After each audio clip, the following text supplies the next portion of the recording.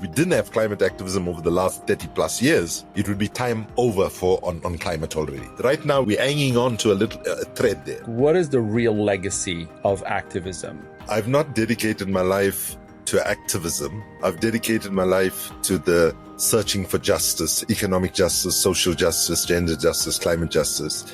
And activism, for me, is the route to get there. Why do victories like the fall of the regime in South Africa and the fall of apartheid or the leadership of Mandela not translate into lasting systemic equity or harmony? Activism has never been a straight line from injustice to harmony and justice. It's more like the tides. It rises, it falls, but it keeps coming back. So why do we need a different kind of activism? We need to mobilize a scale of public participation never seen before in the world, because we are right at the cliff of climate catastrophe.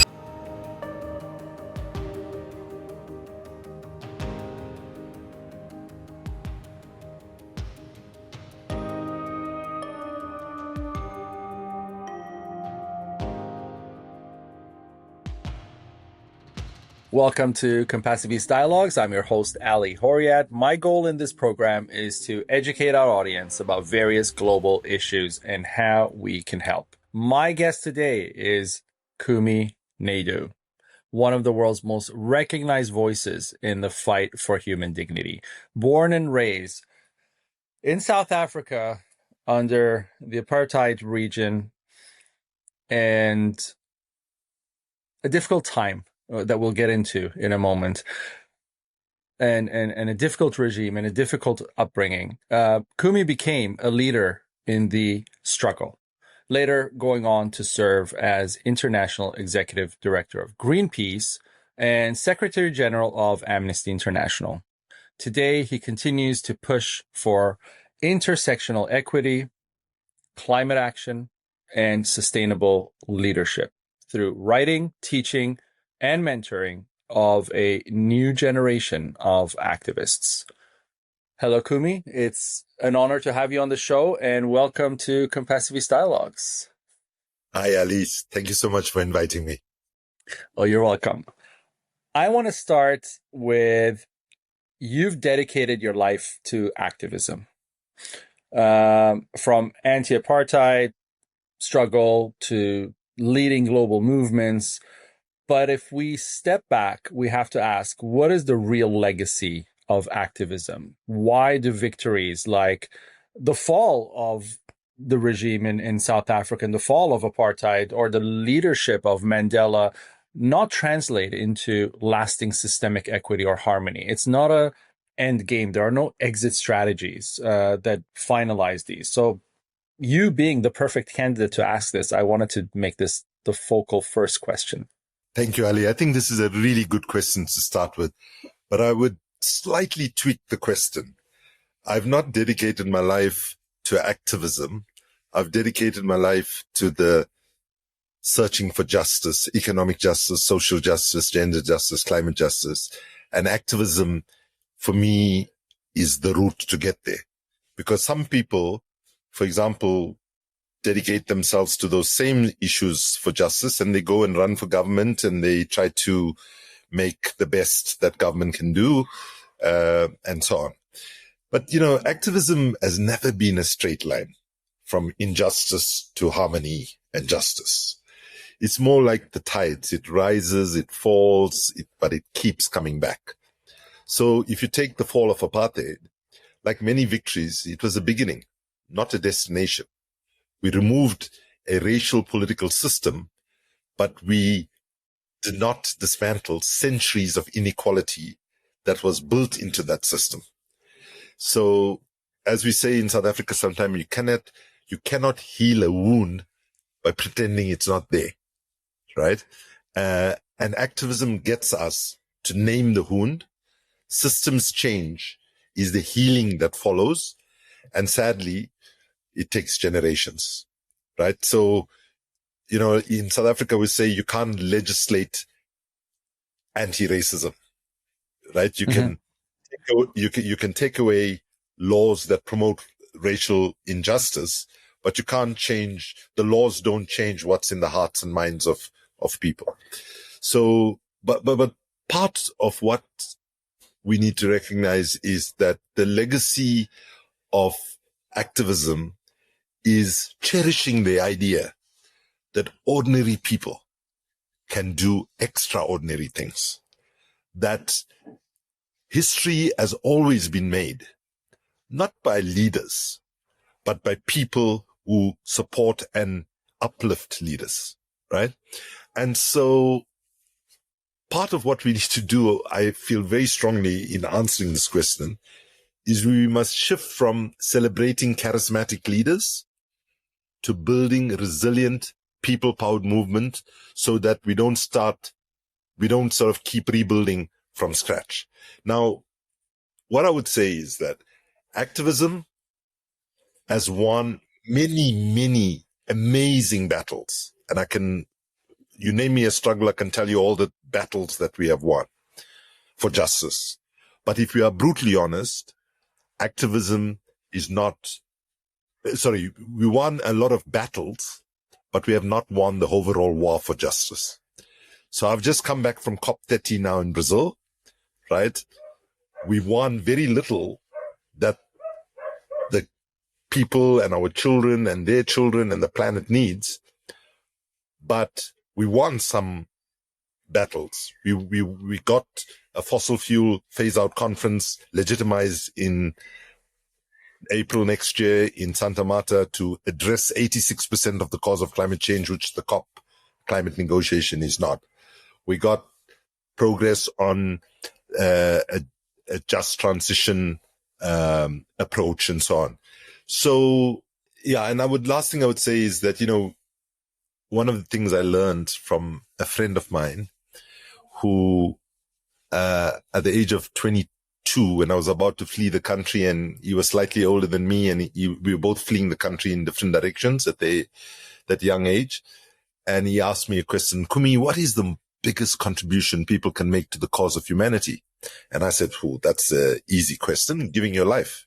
And he said, you mean getting shot and killed and becoming a martyr, which is what was happening in South Africa all the time at that time. We were at funerals every other weekend, burying people that had been killed by the apartheid regime.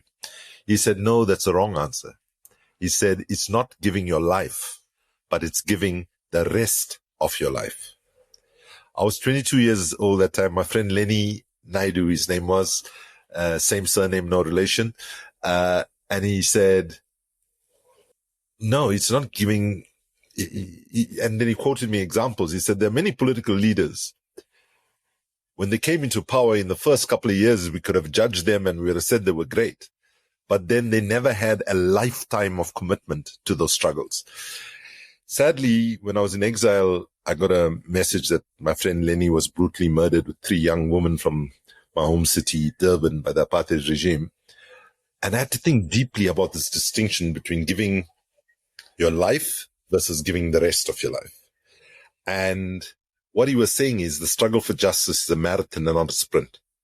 And those of us who've had education, knowledge, understanding of the injustices have the obligation to push against those injustices and to persevere, not give up, so long as the struggles are there. So let me say activism, and I'm talking about progressive activism that's aligned to human rights, has not been anywhere close to as effective as we wanted it to be. Let's be brutally honest about that. But what I can say for sure, wait, not for activism, like if I take climate activism, if we didn't have climate activism over the last 30 plus years, it would be time over on climate already. We would have lost it. Right now, we're hanging on to a thread there, right? So, yeah. So I think the real legacy of activism is sending a message to people that your voice matters, your participation matters, and if you organize and if you are creative in how you express your demands, and if you work with other people, you can win and fight for justice. And don't let anybody tell you that your voice, your actions, and your participation doesn't matter. I take a lot of points from what you said, but one important thing, just off topic, is your friend Lenny. See, his activism still lives, even though he gave his life, because you just mentioned something, and it's a very powerful thing that he said that stuck with you, that now will resonate here and it sticks with me. And I'm going to use that as well. Because a lot of people say that. A lot of people say, oh, I'm going to go to the front lines and let the military kill me. And now I can say, well, how much good is that going to do versus coming together, banding, and actually having something to push back with for the rest of your life in a longer context in that way. So that is powerful. And thank you, Lenny. But I love that you're brutally honest. What I was going to say is that it is absolutely true that he lives on. And that's the important thing for people to always remember, right? That activism, like if you take Nelson Mandela, let's take three people, Nelson Mandela and Gandhi. Let's just say two people, Nelson Mandela and Gandhi. When they were alive, they were vilified, thrown in prison and all of that. At that moment in history, so therefore I always say activism is not a popularity struggle. If you want to be popular, go be a sports person, a musician or something, right? Because basically the activism is actually standing up against the broken status quo. And when you stand up against a broken status quo, even people who can benefit from that broken status quo get anxious. Oh my God, I have a little bit of manageability in my life here. I can just about put money on the table to feed my kids. This guys are talking a big change and so on. Maybe I'll lose my job, right?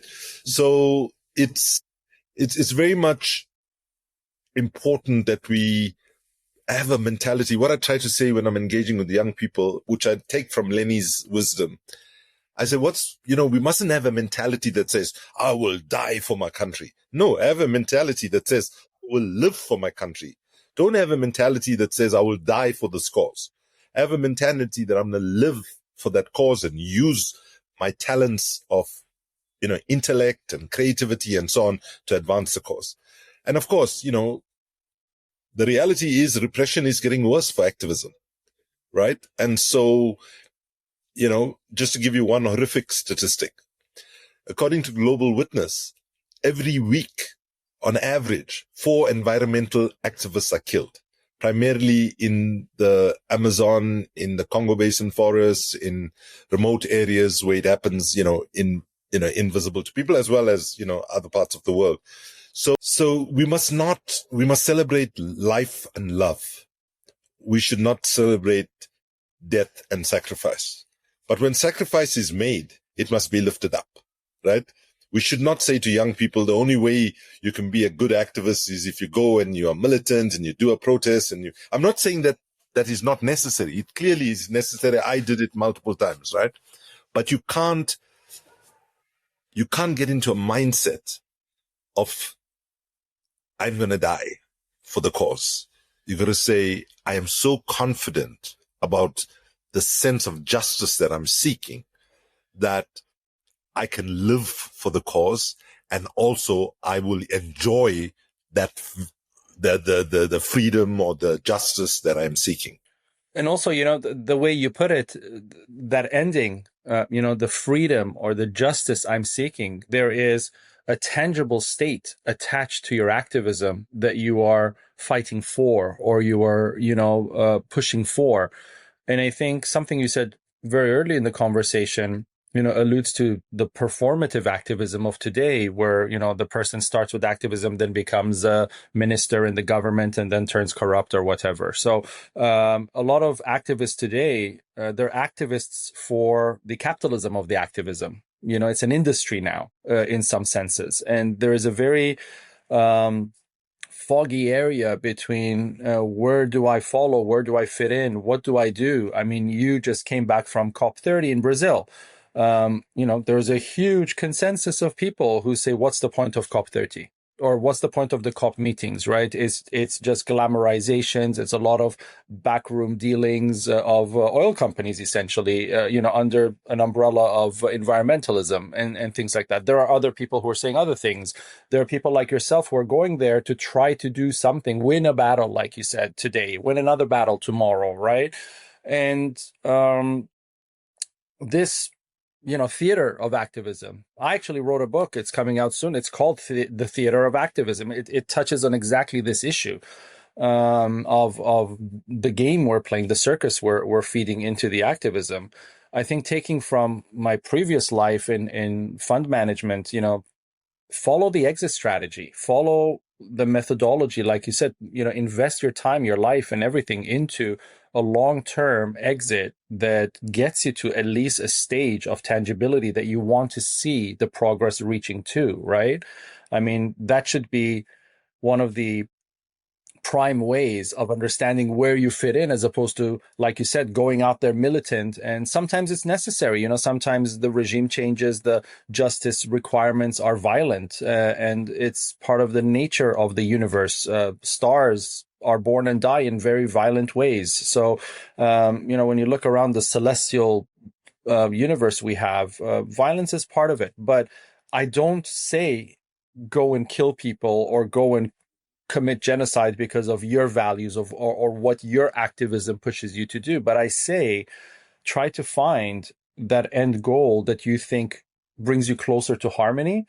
And then if you're seeking to come closer to harmony, naturally harmony will require everybody else to be in the same boat with you. It becomes kind of like a Noah's Ark situation. You're not harming one to benefit the other. You're trying to pull the whole with you. And if you're doing that, you don't need to die.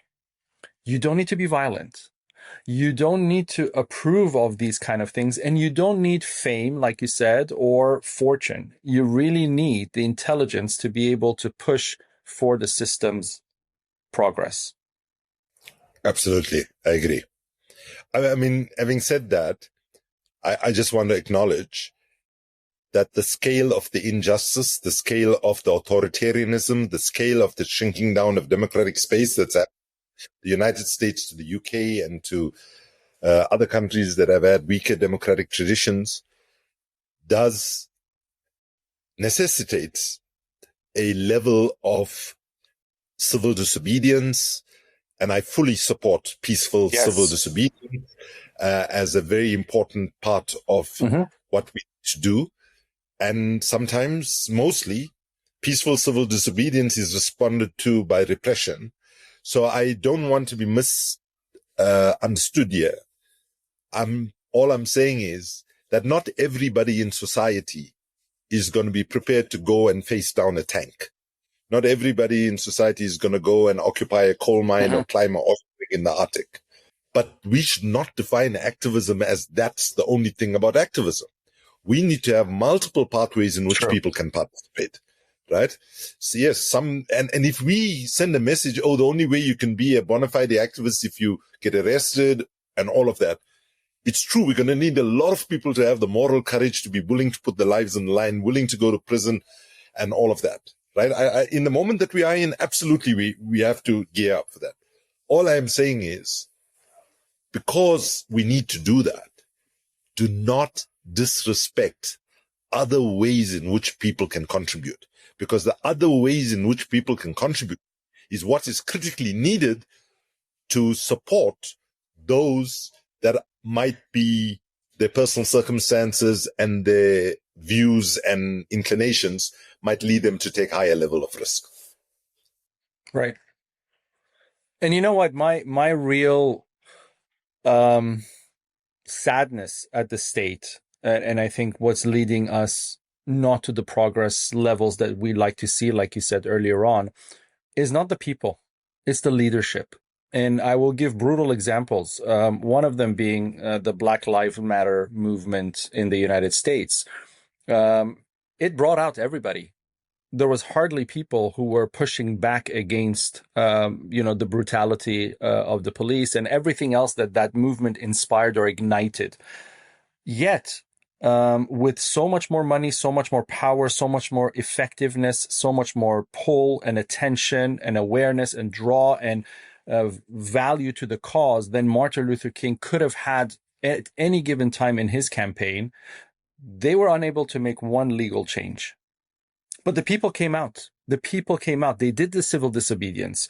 They did the marches. They did the stands. They got run over by cars. They did all of that, but there was no change. Why was there no change? Because the leadership failed.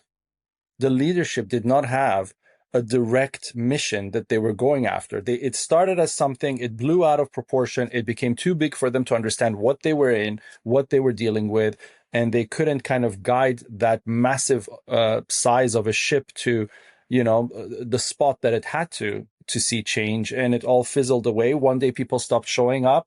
One day people, just didn't care anymore. Like you said, they had to pay rent. They went back to work, and life took over essentially for people. And the problem never got resolved. The issue just fizzled and died away.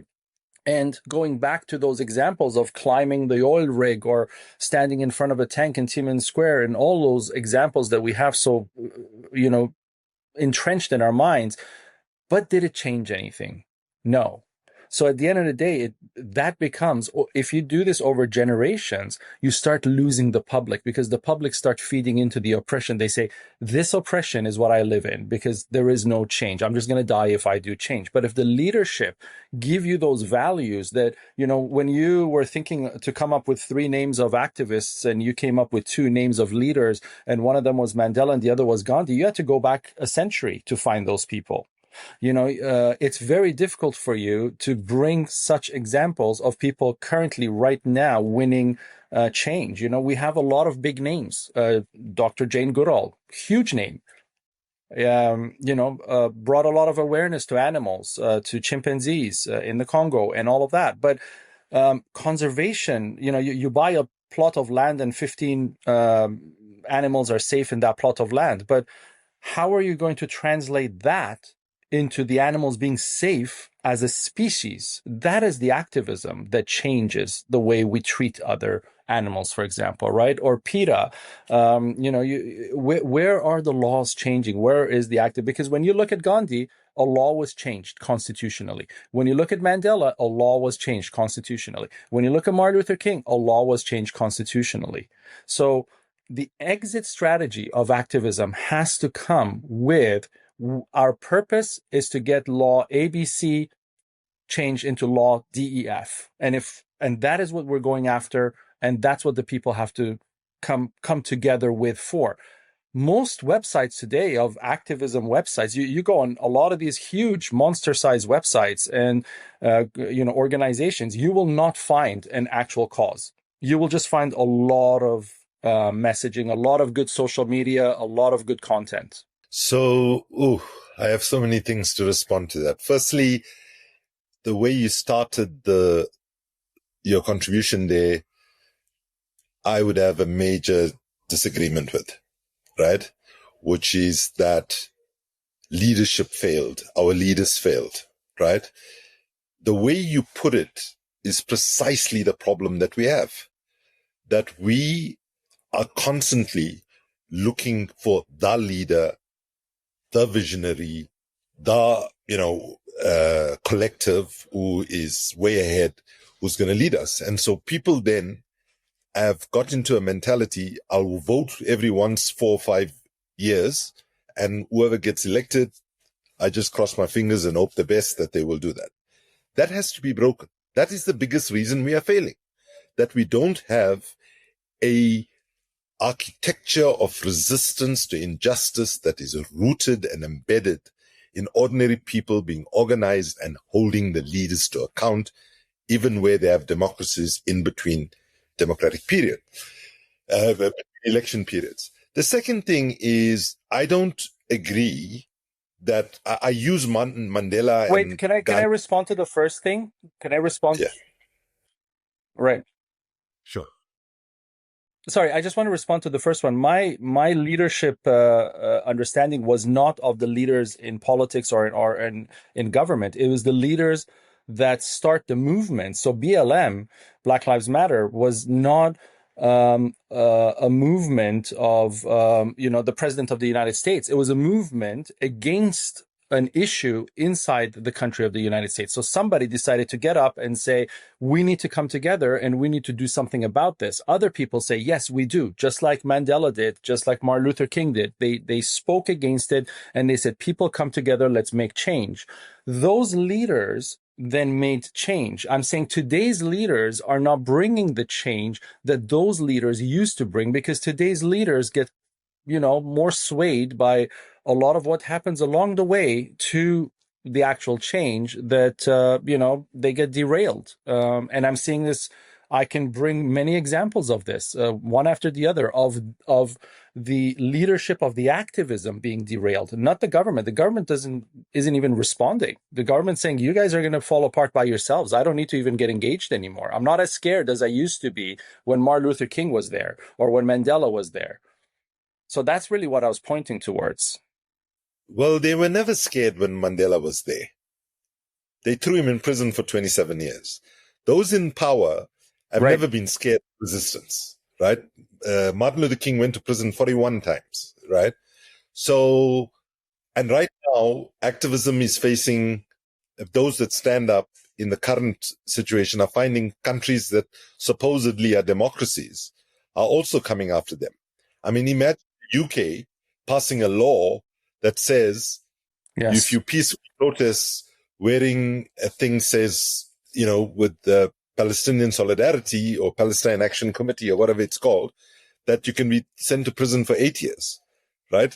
So, not to say that there wasn't repression in the past, but the repression now has got much more digital, much more intelligence survey, and it takes different forms. Like I've just, people are being denied visas to the US and Europe and all of that because they said that there was a genocide in Palestine, which the International Court of Justice pretty much said, and you have to be completely blind not to see that it's a genocide. So I think it's important because, sometimes when you reflect on history, which is good to do, we can end up romanticizing it, right? So because when you can imagine when Mandela was, before we won, a lot of people thought Mandela was very, very ineffective. He was pleading with the government, all of that, and so on. So therefore, I would say, there's a wisdom which says not everything that counts can be measured, and not everything that can be measured counts.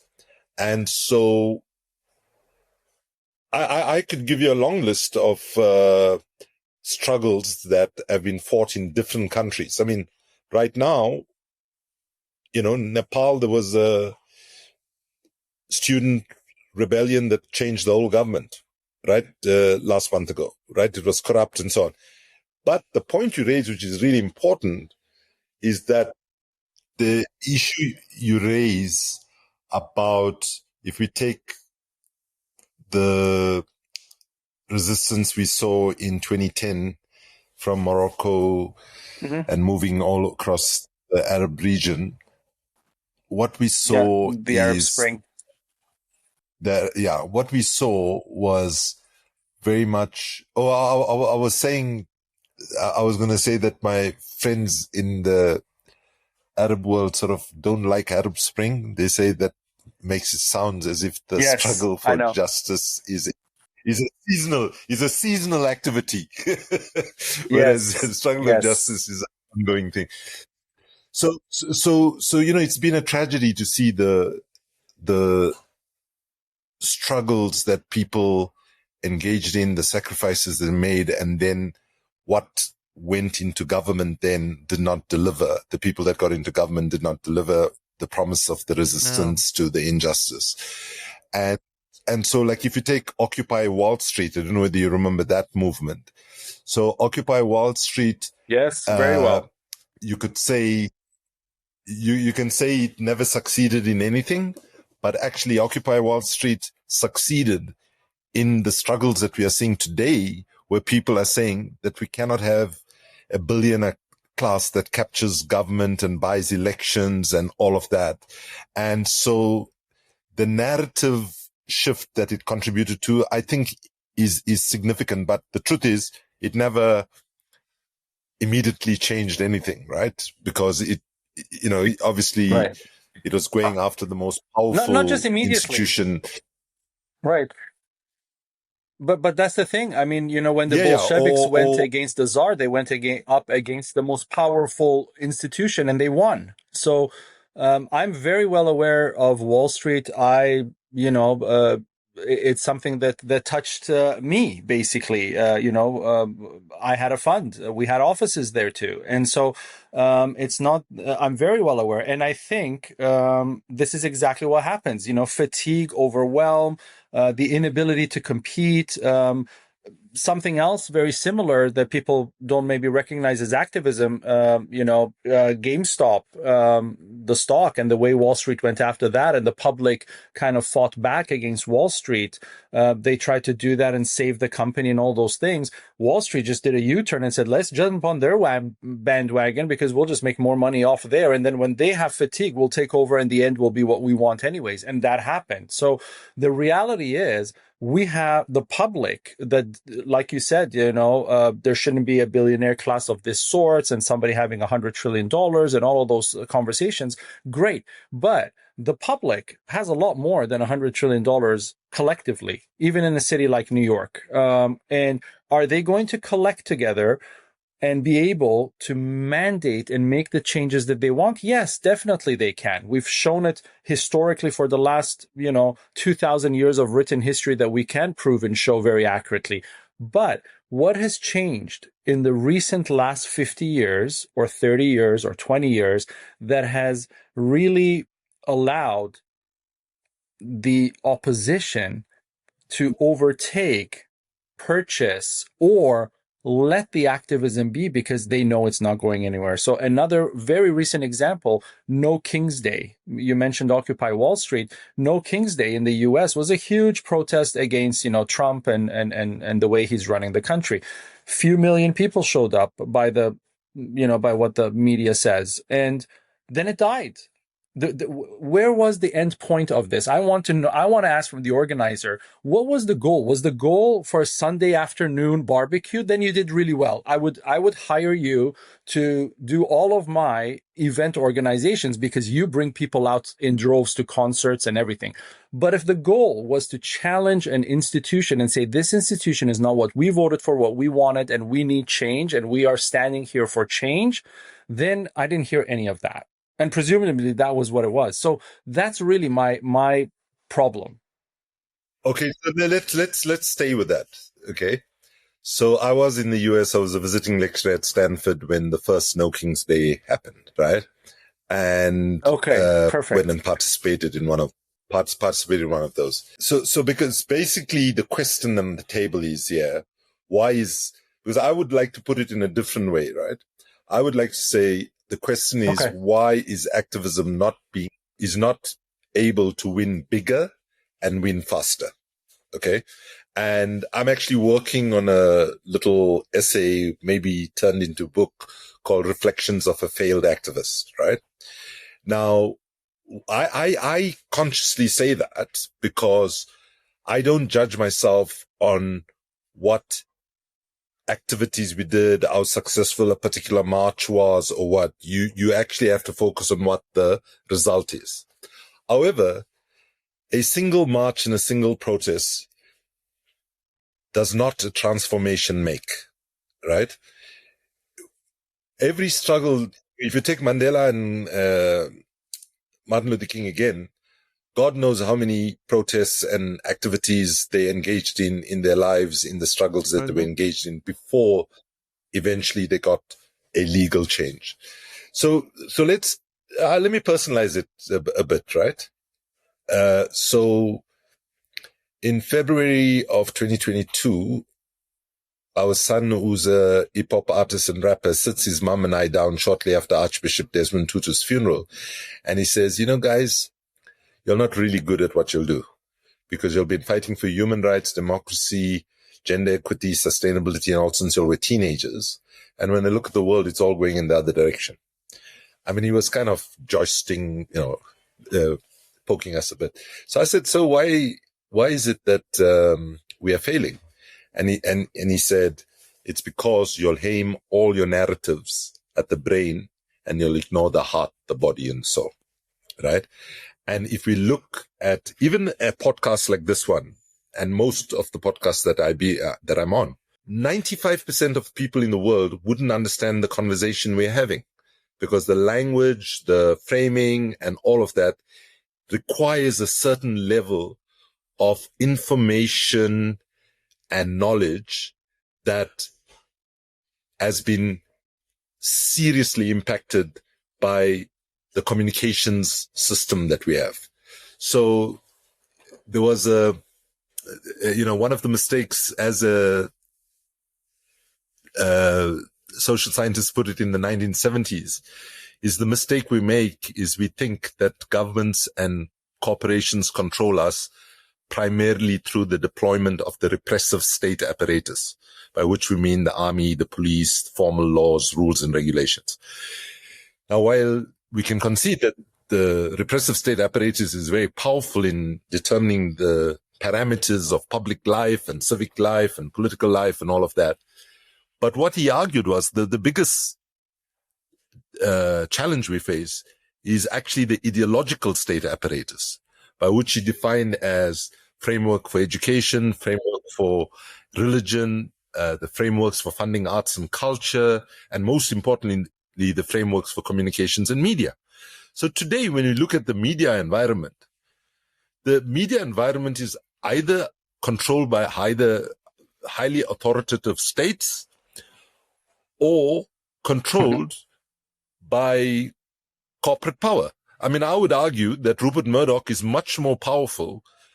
The person who owns Fox and lots of media is more powerful than the average head of state. So one of the things is you got to, because what I'm anxious about is I think we need to factor in the conversation what a mountain it is for activism to climb on every single day, right? And so that's one problem. But the problem that our son, who sadly, a month after that conversation, took his life, what he was saying is, even if you'll add a more equitable, right, media environment, he was correctly suggesting you will screw it up, right? Because like, look at on climate. We're talking about 1.5 degrees, 350 parts per million. We're drowning people in in an acronym alphabet soup, right? So one of the things that I have shifted in my activism since our son's passing is we set up a foundation in his name called the Ricky Rick Foundation for the Promotion of Artivism, built a global coalition, bringing arts, culture, and activism together so that we bring into our struggles for justice singers, dancers, actors, documentary makers, and so on. So that, because bottom line is, I do this experiment sometimes, right? If you ask people at a dinner table, what's your favorite book? What's your favorite song? What's your favorite speech? Let's just take those three. After a few minutes, people will think about it and they'll offer you an answer of what they answers to the three questions. Then you ask them, what was the book about? What was the film about? What was the speech about?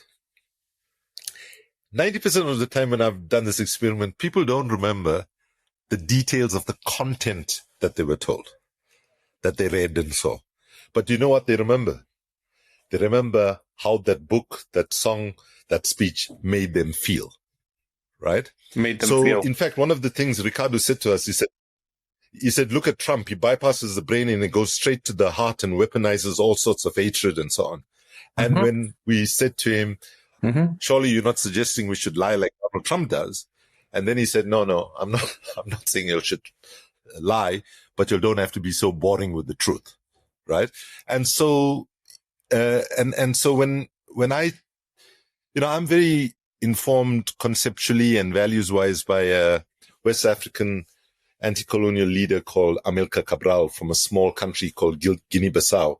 And Amilcar Cabral, in his writings in the struggle against colonialism at that time, he said, a true freedom fighter, a true revolutionary, a true servant of the public tells no lies and claims no easy victories. And that's really, what I try to be informed by, right? So, and let's take Black Lives Matter as an example, since you raised it.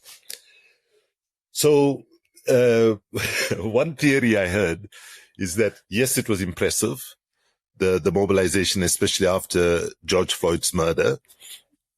And I think the way George Floyd was killed, it didn't offend people just in the United States. It offended people all over the world, Globally, yes.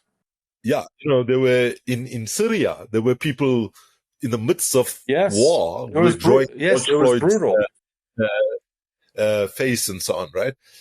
So if you want to judge that particular campaign, for example, because, the other thing is each struggle is slightly different, and the metrics in terms of what that struggle comes up against, right? So if you want, you could argue that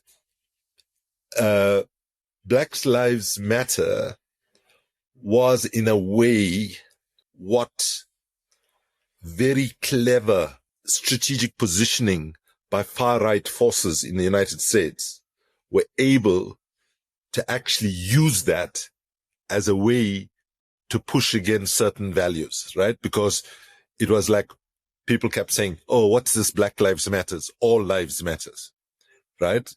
And so, in a way, for an ordinary person, a white person or a person of a different color might say, yeah, why are they not saying? So when I was at Greenpeace, if I was on a Greenpeace ship, there used to be a sticker in the captain's thing which said, we break for whales. We stop for whales, right? It's just like a little bit of a joke, right? And if you say whales matter, it's not saying that other animals don't matter, but whales have a particular problem at that moment, so we focus on it. So with Black Lives Matter, I think, sadly, with that struggle, and I've seen it with many struggles, is that the forces of resistance and oppression are so strong and so well-resourced, so connected to power, but most importantly, having such a great control over the media apparatus so that they can shape the narratives.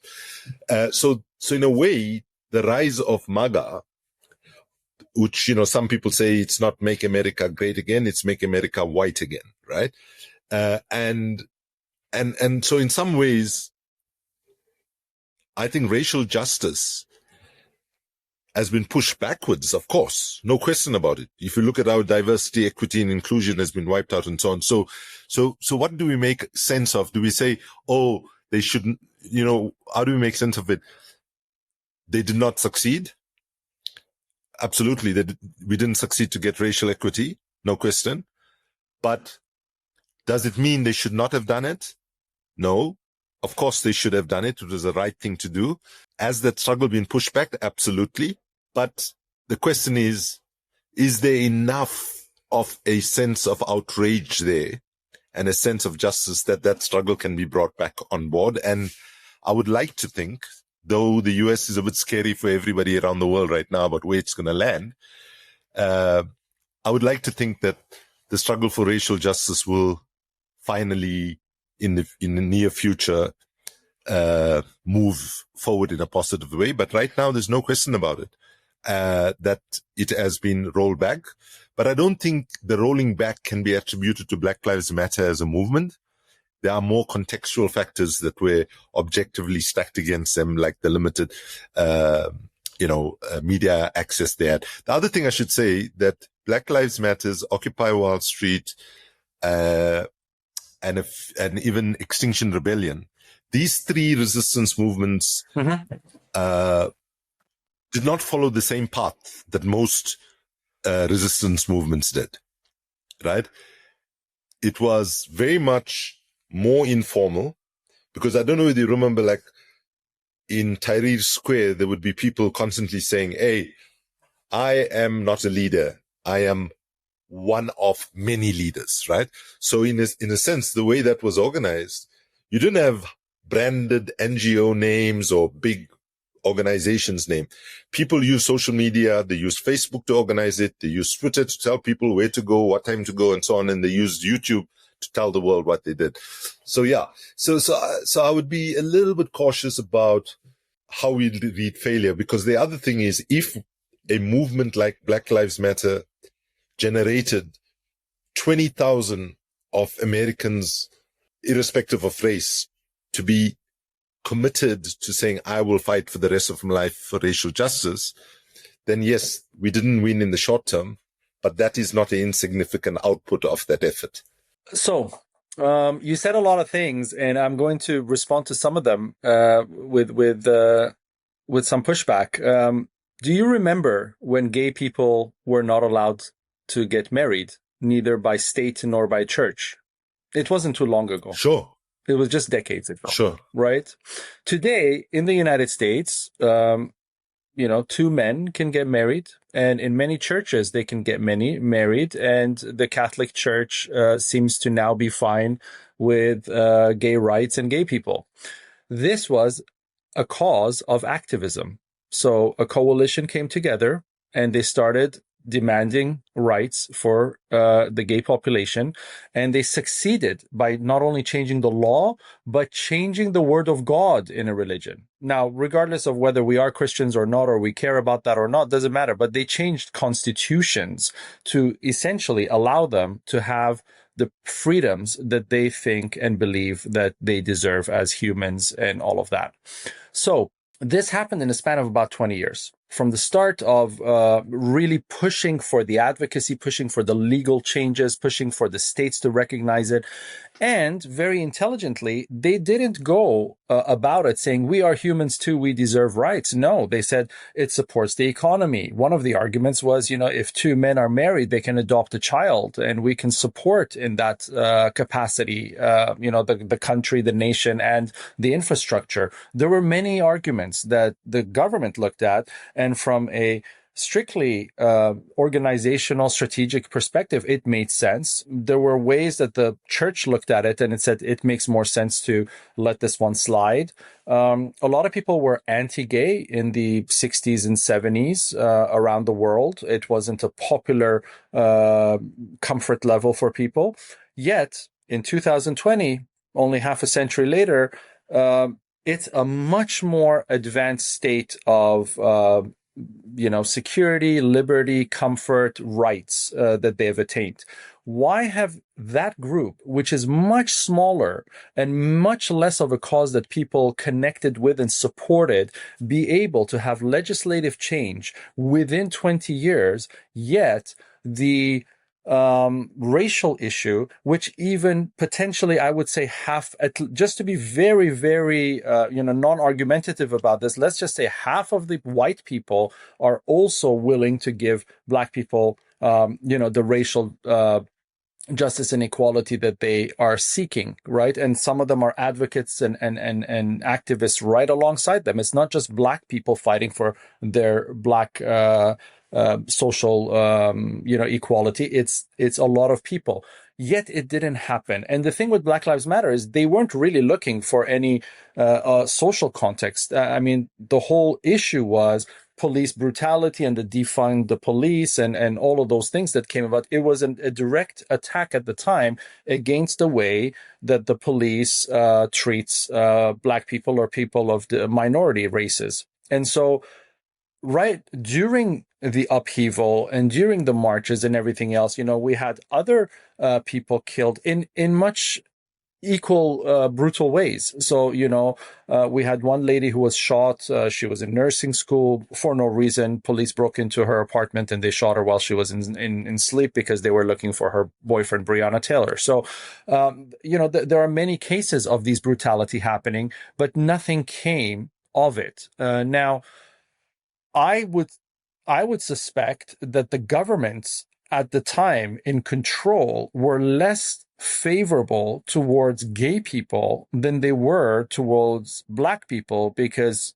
if they really were that, KKK kind of clan, Obama wouldn't have come to power, So the fact that these liberties and these advancements were provided in more equality and more advancements tells me that the gay issue was not favored, but yet the gay issue reached its exit strategy. It reached its goal much sooner than any other issues, even the Me Too movement, women's rights, right? I mean, there was all of that stuff that happened in Hollywood. One guy went to jail, Harvey Weinstein, and it still all goes on in the industry. Nothing's really changed. Just one guy got hung, or Jeff Epstein, one guy gets hung, but the thing is still ongoing. The child trafficking and child labor and child sex and child everything is still very well an ongoing business in the world. You just hung one person for being a child predator, and that's it. You know, he killed himself in jail is the story, and they close the books and go home. The reason they can do this is not because they're inherently evil. The government's inherently evil. It's not that. It's because the pushback of the public is not powerful enough. It's not designed in a powerful way. And you said it very well. Occupy Wall Street didn't have leadership because they wanted to be decentralized. They wanted to all have power together and all of that. But you know what? Somebody needs to speak on the podium. As much as Martin Luther King's movement was a collective, as much as Gandhi's movement was a collective of many farmers who walked with him on that first movement, it was still him who said, we are doing this. We are pushing forward. You do the same thing. As much as the activism that you do is collective, and you immerse yourself in the collectives, and you speak to the youth, and you uplift them, and you give them that support, you are a leader within that activism space. You are not part of the public. You shine. You don't sit back in the back rows and everybody's marching together. There is a kind of a momentum that you're driving. So my frustration is very similar to yours. It's not speaking much differently. And guess what? I'm doing the same things you're doing. You're doing it by living through your son and seeing what he was accomplishing through his music and why he was doing that and what he was doing. I have designed Compassicon. It's an event, a global event of music, film, storytelling, speech, carbon. We're creating the world's first standardized carbon labeling model, so that every company can't just put on their shoe or on their plane ride or something what the carbon emissions is of their, their shoe or something the way they want to put it. No, just like nutritional facts and labeling, an actual standardized label. We're in talks with the EU right now to get that standardized and pushed forth. So we're doing much of the work you're doing. But when you say some of it is long-term and some of it, there were good steps forward and stuff, I don't agree with that, because I'm very tactical. And in my tactfulness, I believe that you need measurable goals to be able to understand where you have advanced to. And if you don't have these measurable goals, you get lost. And you also gave the example of the revolutions that happened across Northern Africa and the Arab states. Egypt is a very good example. They overthrew Mubarak and they brought Morsi and the Muslim Brotherhood. That turned to be a terrorist organization. The public never really wanted, because I was there. I was in Egypt during that revolution, and I was in Cairo. The public didn't want the Muslim Brotherhood. It was a coup d'etat of a coup d'etat that kind of brought them on, with powers from external countries and other regions and stuff. So that quickly died off as well. And then they wanted their liberty, and there was no leadership for their liberty, and there was no leadership for democracy. The reasons for which are, again, like you said, this conversation gets to a place where 95% of the population aren't aware of this or well-versed in it, because you need to now understand the history of the Egyptian political system and the social and economic infrastructure of Egypt to understand that it's not easy to bring a person who can activate democracy, because the infrastructure is not designed for democracy over the last 150 years. And so now you put in somebody who says, okay, let's have a democratic government, it's going to collapse on its head. It needs the kind of background infrastructure that can support changing this structure. And one of the biggest problems we have for why we're not changing is because of the infrastructures. What we do is we have revolution. We take a person who we believe is bad out, if we're successful. We bring a person who's we think is good in, give them the same tools and the same problems and the same systems to now function through. Even if they're a good person, they're not going to be able to do much because they're bound by these problems. Einstein said this very well. He said, you can't solve a problem by the issues that cause the problem in the first place. So you see where I'm going with this? It's much more an issue of, and I believe exactly what your son says, and God bless your son, because it is true. You need to appeal to people's heart. You need to appeal to people's soul. You need to appeal to where people believe and feel that the goodness lives. Everybody wants to live in that harmony. Everybody has a version of that harmony that they want to live in. And when we give them these statistics, like you said, 1.5 degrees and 3 degrees and stuff like that, it's going like this over people. But when you tell people we can live better, this person doesn't need to drown, the Maasai don't need to go through a drought season and see their cattle die, and they don't know what to do, even though they've been herders for centuries, and they're probably the best herders in the world, but they don't know what to do because they've never been in this situation. The infrastructure historically never permitted this situation for them. Now we can make it better for them if we just stop our overconsumption. Those kids in Bangladesh who are working in factory farms, binding your books, all these books you see behind you, do you know if all of them were printed on safely, where there was no child bounding those books together, that it didn't travel logistically in an illegal way, that the paper was not logged illegally? We don't know these things. We go when we purchase, we go when we go on with our lives, and then we take a little thing that we call our space of activism, and we really engage in it, and then we seek the pat on the back and the medal and stuff like that. I like what you're doing because you're not doing that. You are engaging a public. I've watched what you're doing. I see your work. I see how you engage, especially with the younger communities, into how to allow them to really bring the changes about. But I don't believe it's an issue of divisiveness between the government or this or that or anything else. I think it's a matter of capitalism. It's a systems matter. Capitalism, this is what it is in the modern context of capitalism. And it's not even what Adam Smith said, because Adam Smith said, give the innovators the money so that they can create the technology and the innovation that benefits the whole. We forgot the benefits the whole part. We gave the people the money. They made the innovations, whether it's Tesla, whether it's Instagram, whatever innovation they made, the internet, and then we fed them the money instead of allowing that innovation to feed the public a better life.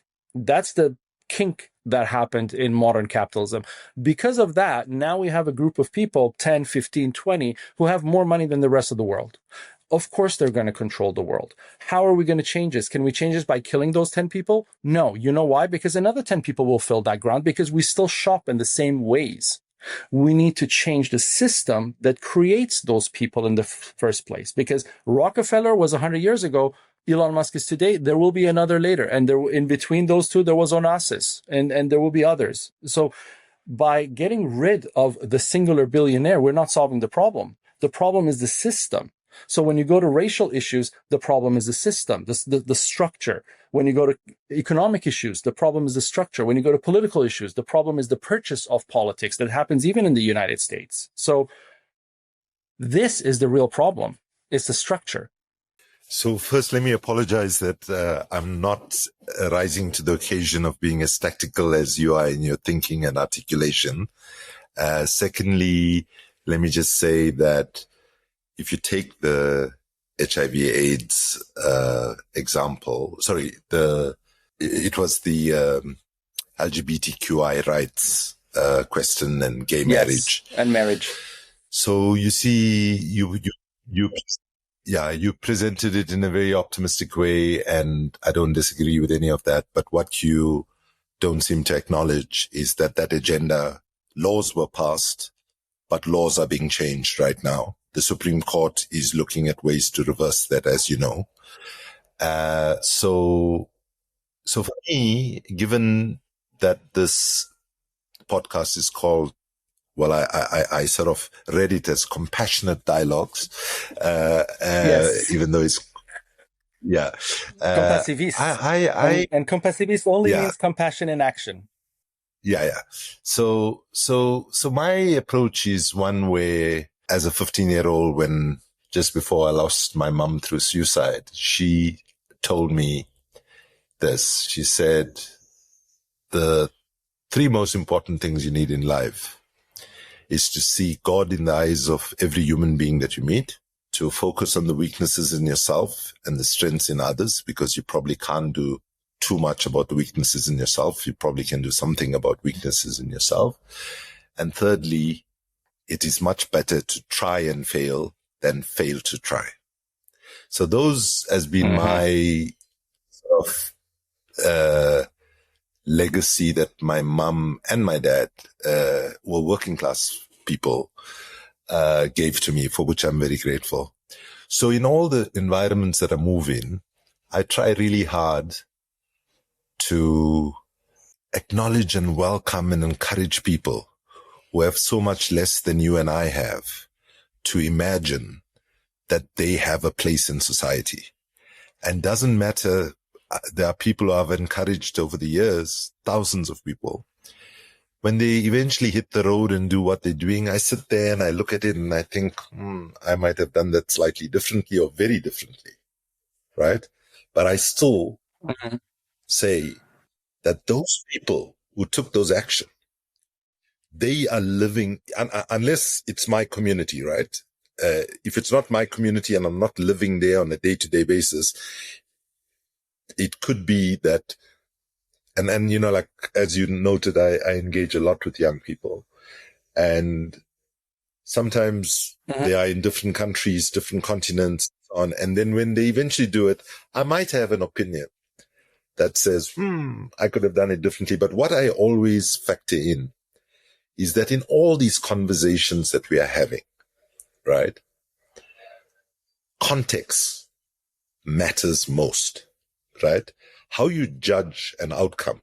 Like, so for example, I was, like when you said, even in the United States, you say that there's these issues. Well, the United States, for example, young people there are absolutely alienated from the political system, right? And you're seeing some of the election results now, showing that. But I don't necessarily agree with every single strategy they use and so on. But I always think these people, wherever they are living and breathing that oppression on a day-to-day basis. And I might have a view about it, but I need to defer to their lived experience in the particular contextual reality they live in. Let me just give you a simple example. When I joined Greenpeace, it was during the Copenhagen climate negotiations. And one of the things, I was like literally there for like 2 weeks. And then I was told, hey, would you do a mooning thing with us?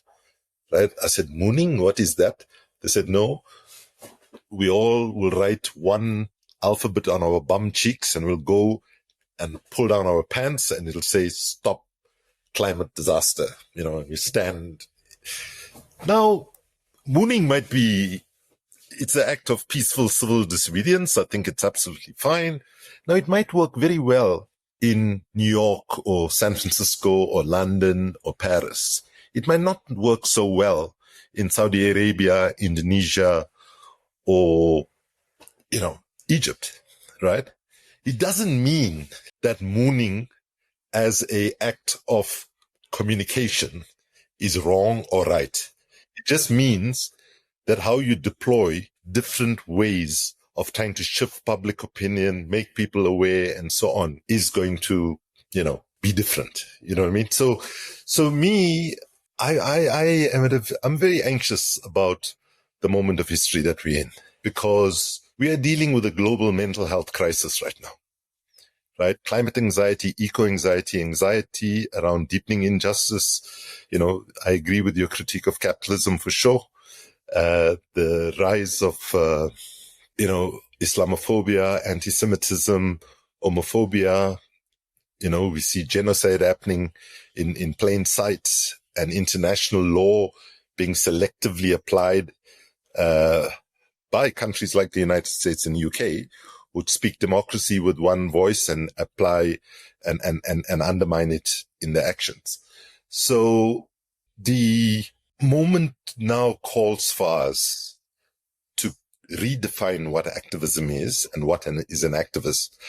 If we keep the definition of activist as somebody who works for a trade union, NGO, some campaigning organization, faith institution, or whatever, in full-time roles, that's totally inadequate right now. The scale of the problem that we face with regard to climate change, because let's just be clear, the planet does not need saving, right? The planet is just fine. No. If we continue on the path of this suicidal trajectory that we are on because of our dependence and addiction to fossil fuels, or put differently, to do what the owners of the fossil fuel companies want us to do it because they control most of our governments and all of that, then the end result is we will be gone. The planet will still be here. And the good news for everybody who's concerned about saving the planet, once we become extinct as a species, the forests will recover, the oceans will replenish, and so on. So we need to understand the fight on climate is to protect our children and their children's future. And, after 45 years of activism, where I land is, firstly, I don't have a blueprint of what is the best activism or the most impactful activism, because what is good activism can only be judged in the moment and the contextual reality in which that activism is taking and what forces they are up against. So why do we need a different kind of activism? Also, speaking less jargonistically and all of that, we covered that speaking here, not just here. That needs to change. But we need to mobilize a scale of public participation never seen before in the world, because we are right at the cliff of climate catastrophe, right? The science uses 3 words. We need to avert catastrophic, runaway, irreversible climate change, right? Thankfully, we're not at irreversible, though we're getting close. It's not runaway, even though we're getting close. We are in the early stages of a catastrophe, which we are seeing left, right, and center every other week around the world right now in terms of extreme climate events. So to respond to that crisis, given that we are running out of time, given that the fossil fuel industry controls most of our governments and our governments are not prepared to move against them, we need to mobilize a scale of public participation never seen before for 2 reasons. One, in the hope that our governments and corporations will finally listen to us and hear us. And secondly, though, participation in itself is going to be an antidote to despair, despondency, depression, and so on.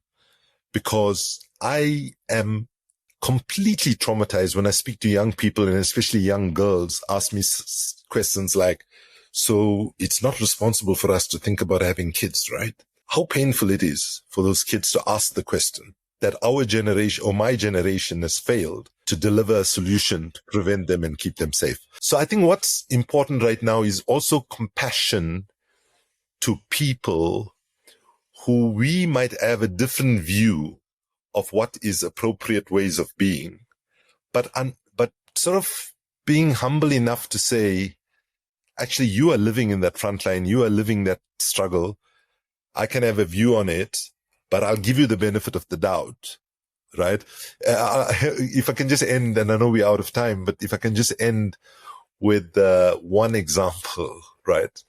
When I was in exile as a 22-year-old in the UK, I was addressing a meeting and a very upset woman put up a hand and said, Kumi, why are your people so uncivilized? I said, excuse me? She said, no, I'm a supporter of the anti-apartheid struggle. I hate racism. But why do your people sing and dance at funerals? That's just so uncivilized. Why do people... And I had never thought, because that's what we did all the time. I never even thought in my head, why did we sing and dance at funerals when activists were killed, right? And then I said, you know what? I'm really taken aback by your question, but fair enough. Let me try and answer it. Just give me a minute. I had to collect my thoughts. And then I said, well, you see, the reason we do it is for probably 2 reasons. There might be other reasons, but 2 reasons. One is we are saying to the family and friends of the person who's been killed, right? You have every reason to celebrate this life. Don't feel ashamed of this life. This is a life given in the service of something beyond that person. He didn't need to go and stand in front of a police station where the police were firing and take a bullet. But that's, so one of why we did that is saying to the parents and families and so on, hey, hang in there. It's terrible, but you had a son, a daughter, or however you were related, who had a special life, a life given in public service. The second reason, it's also saying to the government and to the state, you can do your damnness. You can kill us. You can put us in prison. You can shoot us and so on, but you'll never break our spirit. Now, for that woman in Reading, England, UK, I went to her afterwards and had a longer conversation with her.